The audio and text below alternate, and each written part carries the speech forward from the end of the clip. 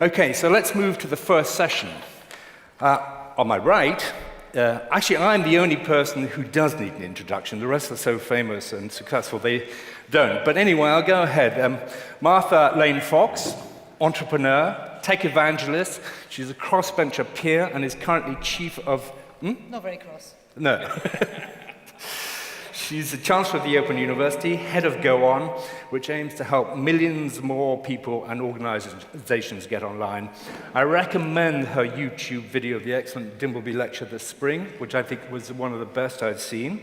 Then Ronan Don on my far right, CEO of Telefonica UK, which is known as O2, who is also on the Guardian Media Group board, and therefore is a pal of Alan's and was on the inside of the paper's business when the Snowden revelations were taking place.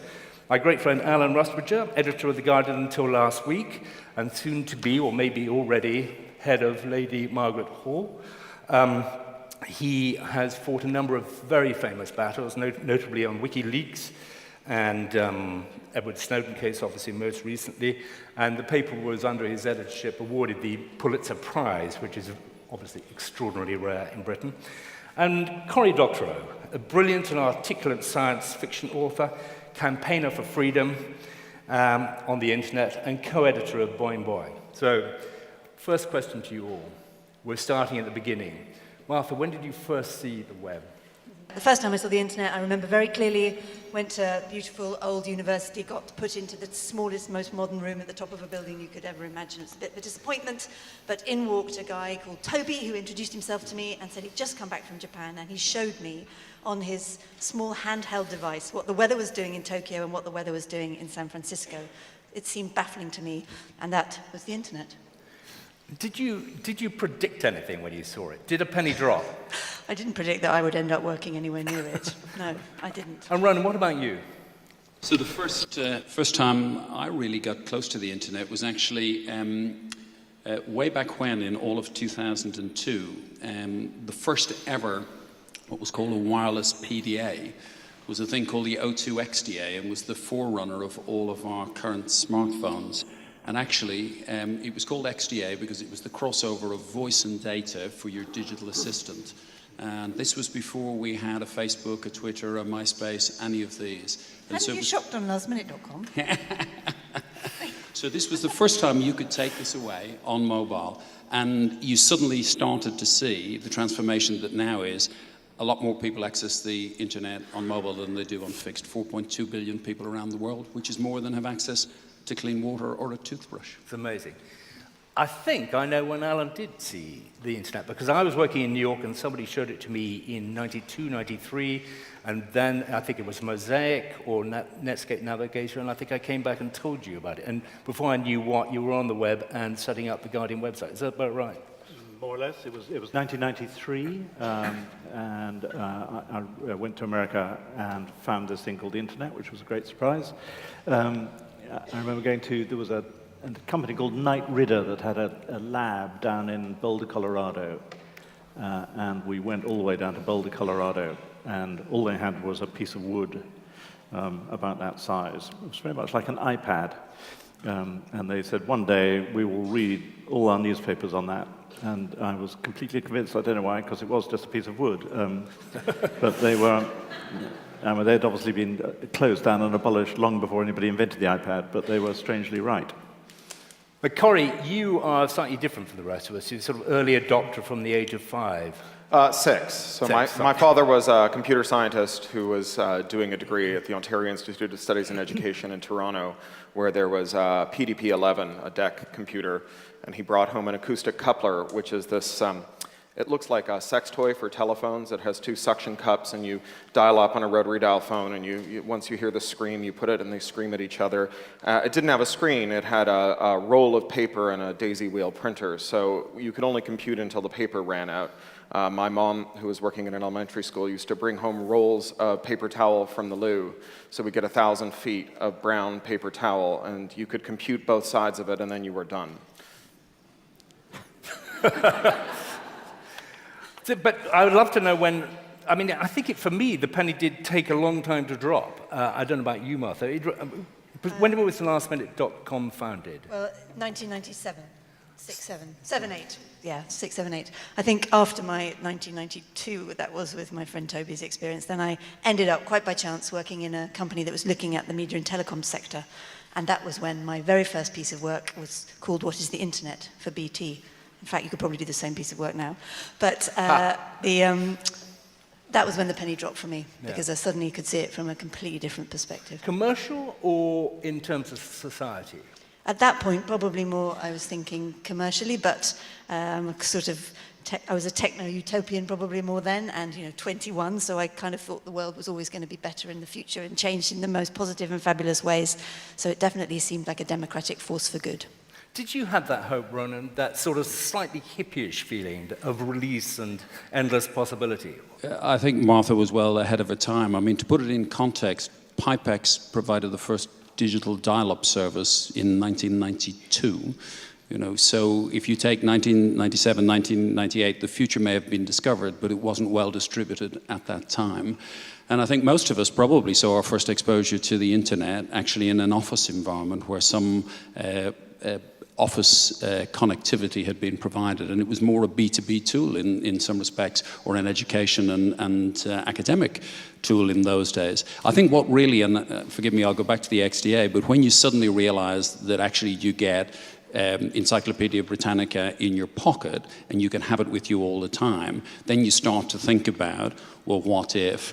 And for me, certainly, what this revolution is all about is we're creating an information economy. And in the past, information was power. This is democratizing access to information.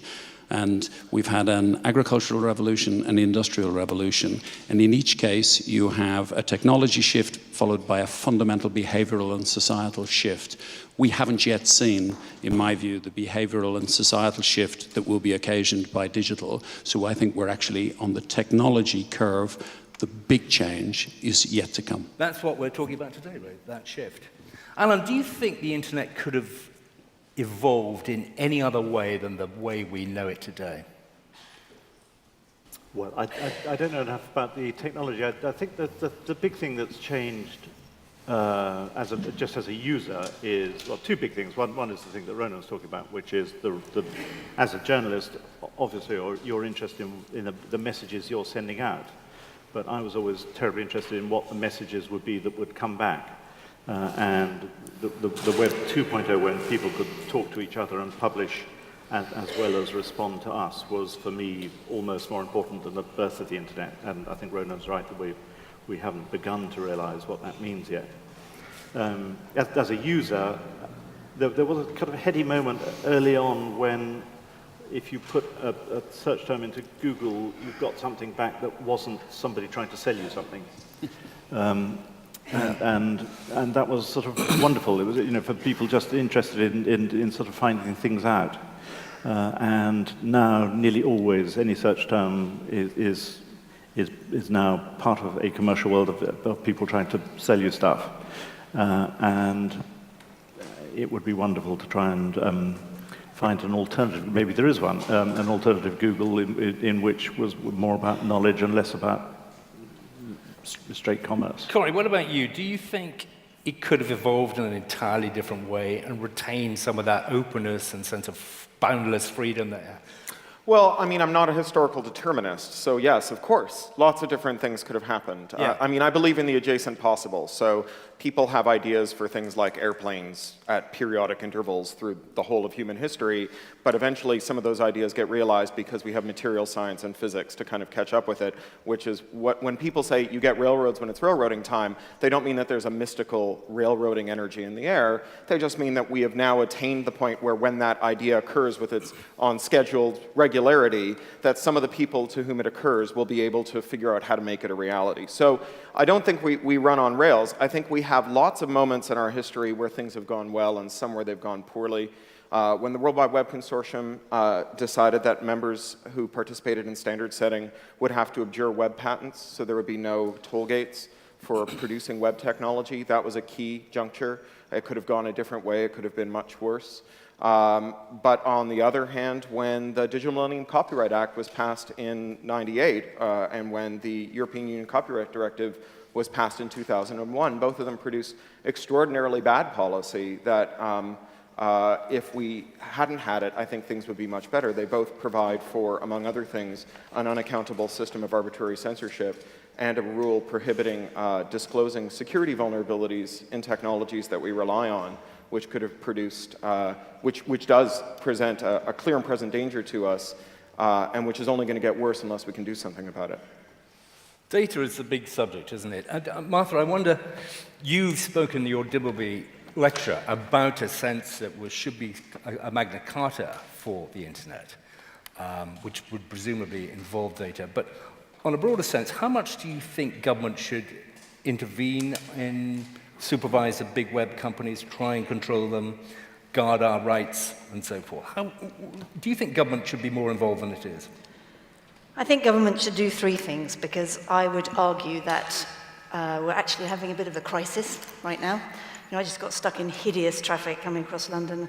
You know, London has an infrastructure problem, but the web has a much, much bigger, has a much, much bigger infrastructure problem, if you like. And I think the government should focus on three things. Firstly, we have got to improve the state of our digital infrastructure urgently.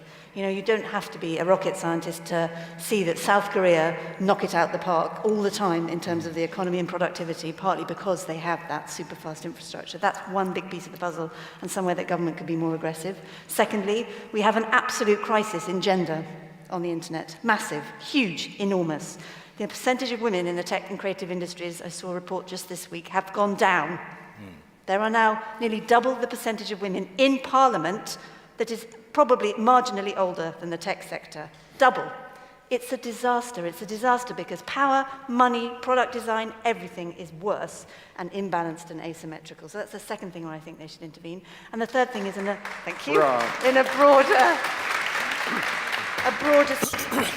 broader skills crisis, which I worked on for a while, and we still have massive issue with coding jobs that we need to fill, and a massive issue in broader digital skills, let alone the skills of our establishment and parliamentarians. And they are three, to me, very tangible areas that government could intervene. They don't even have to touch a big tech company to make a big shift in those areas. Ron, you must have a lot to do with government, really. How do you find, one of the things that strikes me about government is most of the people making decisions are my age, and I absolutely know nothing about the web. The ISC, which is the Intelligence Security Committee, I noted in the last government, we had an average age of 59, and I don't think there was one member of that committee that understood the issues. What's your experience of the sort of commercial end?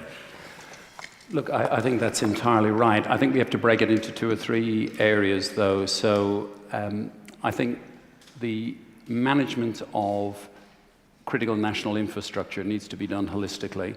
Digital infrastructure is an essential ingredient.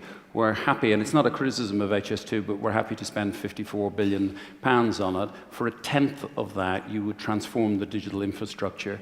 The good or value-added product that will be most distributed around our economy in the next 20 years is not people going an hour faster to Manchester. It's data, and yet we're not willing to provide the infrastructure for it.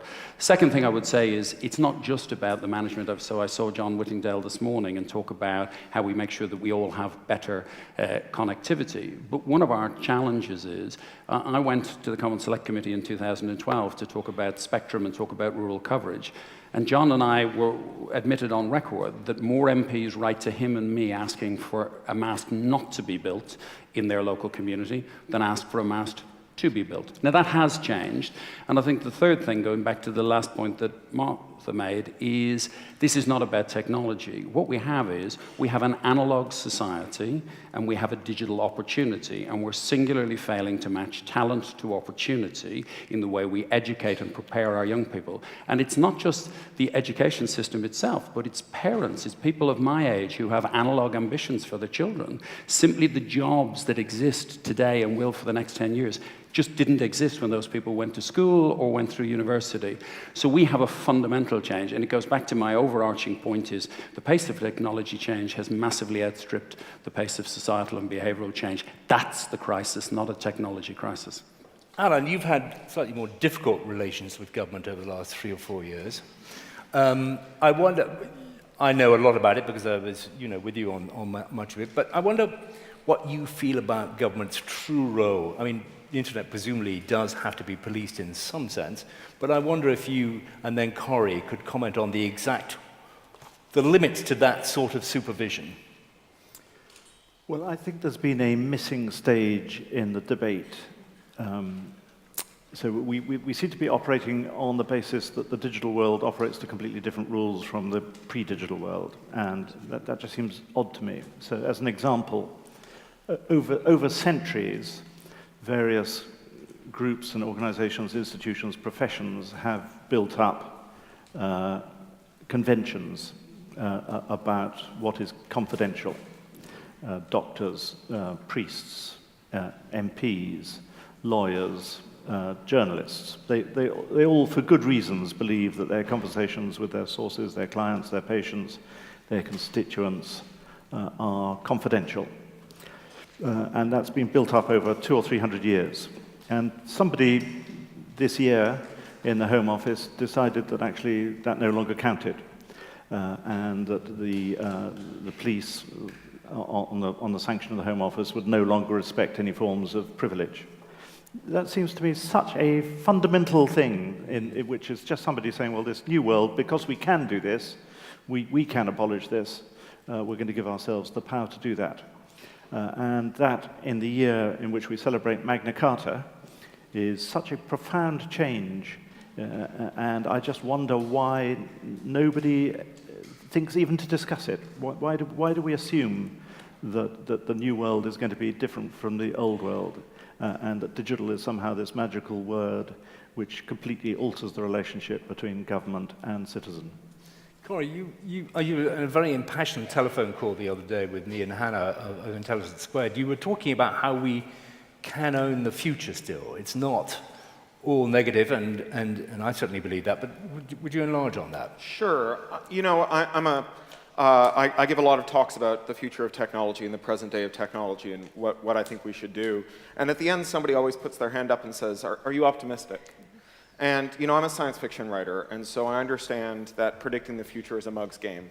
Science fiction writers are terrible at it, and science fiction writers who try are like drug dealers who sample their own product. It never goes well. But besides that, optimism and pessimism are largely irrelevant to what we should do.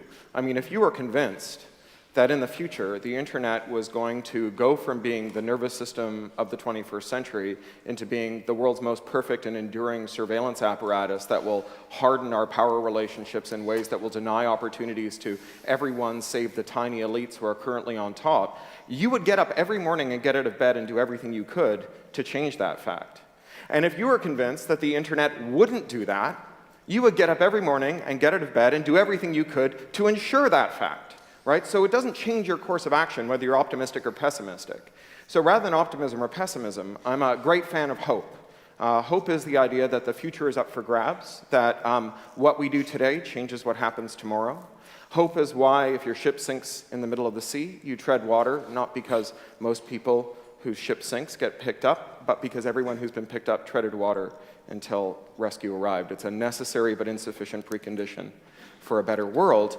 And if you were along with someone else who couldn't kick for themselves, you'd put their arms around your neck and you would kick for them, because that's what we do when we have hope. It gives us the strength to carry along the people around us. And people who know and care about this stuff may be in a minority today. We have not reached peak surveillance by any means, but we have reached peak indifference to surveillance. There will never be a moment at which fewer people are concerned about these issues than today. And so those people will start kicking with us if we keep at it, if we keep them afloat until the time arrives. So I do think that the future is ours to influence, if not to determine, and that when things look worst, that's the moment at which you can least afford to give up. The last thing, we have to rush through this afternoon. There are lots of things. And I'd like to ask the panel, I would love to hear from the next hour and a half, but we can't. I'd like to ask them, what is the single pleasure, the quintessential pleasure for them of using the web? Ronan first. I have a 21-year-old daughter who's at university in Australia, and I get to be with her through the internet by using FaceTime or Skype. That's the best thing for me. Martha.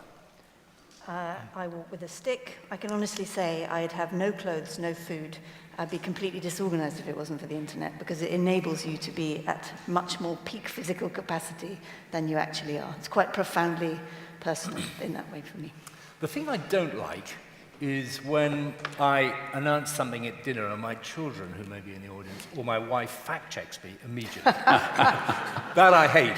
Alan, what about you? Well, I love that because I have this. Yeah. I have a terrible memory. I'm just a terrible memory. And if you've got a phone in your pocket, you don't need a memory.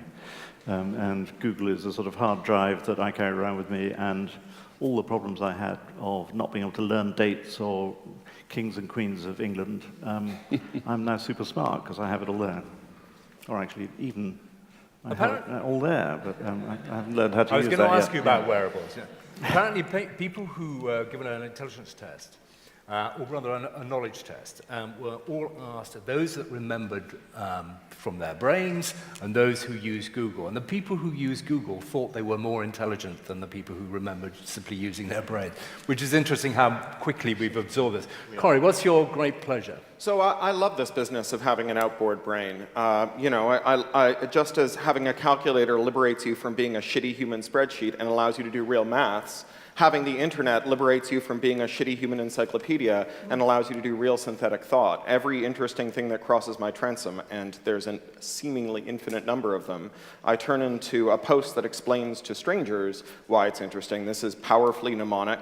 It joins this kind of super dense cloud of fragmentary ideas that kind of knock around in my subconscious, and eventually two of them glom together and nucleate and turn into novels or speeches or essays.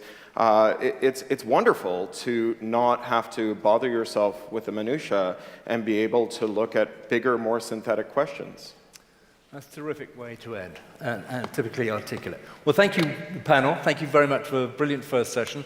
I'm keeping the time, the schedule, so we're all going to go off and be replaced by somebody else. Well, thank you very much. Thank you.